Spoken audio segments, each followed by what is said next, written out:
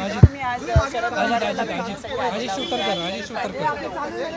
काय निर्णय झालेला आहे? आपण प्रवेश करता आहात का?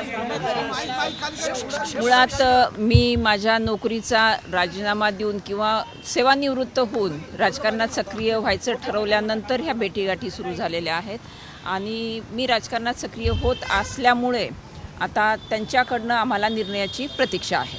आज नेमका तुम्ही काय काय सांगितलं, काय चर्चा झाली? कारण बराच वेळ ही चर्चा चाललेली आहे, तर कुठले कुठले मुद्दे आपण मांडले? चर्चा ही माझ्या राजकारणातल्या प्रवेशाच्या अनुषंगानेच झालेली आहे। उमेदवारी काही राष्ट्रवादी काँग्रेस पक्षामध्ये आपला प्रवेश आता निश्चित म्हणायचा का? 3 चर्चेंच्या फेऱ्या आता पूर्ण नाही, चर्चा अजूनही चालूच आहे आणि त्याच्या बाबतीमध्ये आज जी काही आम्ही भूमिका मांडलेली आहे, पक्षाने मांडलेली आहे आणि आम्ही देखील मांडलेली आहे, त्यावरती निर्णयाची प्रतीक्षा आहे। ताई, आज राष्ट्रवादीमध्ये काही प्रवेश होणार आहे अशा चर्चा सकाळपासून आहे, 2-3 प्रवेश आहेत, त्यामध्ये आपलं नाव येणार आहे का? नाही, आज तरी माझा प्रवेश नसणार आहे त्याच्यामध्ये। अंतिम निर्णय लवकरच होईल। बजरंग बाप्पा सोनवणे उमेदवार असतील अशी चर्चा होती, आपण देखील त्या ठिकाणी इच्छुक आहात। जर उमेदवारी मिळाली नाही तर ज्योती मेटे अपक्ष उभा राहणार का? नाही, याचा निर्णय आल्यानंतरच पुढची भूमिका स्पष्ट करेन मी। मेटे मॅडम पक्षासंदर्भामध्ये एक भूमिका मांडण्यात आली होती, आता जय शिवसंग्राम पक्ष देखील आता नुकताच तयार झालेला आहे आणि शिवसंग्रामच्या बाबतीमध्ये असं म्हटलं होतं की कुठेतरी राष्ट्रवादीसोबत त्यांना आलं पाहिजे, विलीन त्यामध्ये केलं पाहिजे, असं काही त्या ठिकाणी चर्चा झाली आहे। नाही, या अनुषंगाने ज्या काही मुद्द्यावरती चर्चा झालेली आहे ती राजकारणाबाबतच झालेली आहे, त्यामुळे जय शिवसंग्राम असेल किंवा शिवसंग्राम असेल यापेक्षा माझं राजकारणातलं सक्रिय होणं यावरती जास्त चर्चा झाली आहे। तुम्ही फडणवीसांना देखील भेटून येता आणि ते शरद पवारांना देखील भेटता, म्हणजे तुम्ही पॉलिटिकल बार्गेनिंग कुठं करतात का या सगळ्या भेटीगाठी? अजिबात नाही।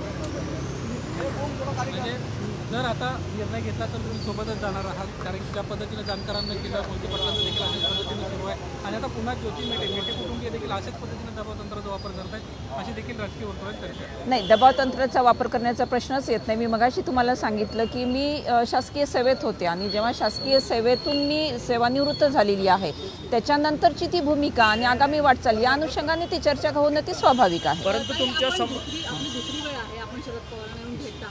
चर्चेची जी प्रक्रिया आहे ती कोणत्या टप्प्यापर्यंत पोहोचली आहे? शेवटचा ती जवळपास शेवटच्या टप्प्यापर्यंत पोहोचलेली आहे। नाही, तुमच्या समोरच्या म्हणजे अर्थात महायुतीने स्वतःचा उमेदवार घोषित केला आहे, पंकजा मुंडे बीडमध्ये, त्या प्रचाराला त्यांनी सुरुवात केली आहे, परंतु बीडचा अजून देखील महाविकास आघाडीचा उमेदवार जो आहे तो ठरताना पाहायला मिळत आहे। नाही, याच्याबाबत ती महाविकास आघाडी भूमिका स्पष्ट करू शकेल, तो काही माझा विषय नाही। परंतु तुम्ही अप्रोच झालेला आहात शरद थँक्यू। तुम्हाला मी सांगितलं मगाशीच आपल्याला की निर्णयाची प्रतीक्षा आहे। थँक्यू।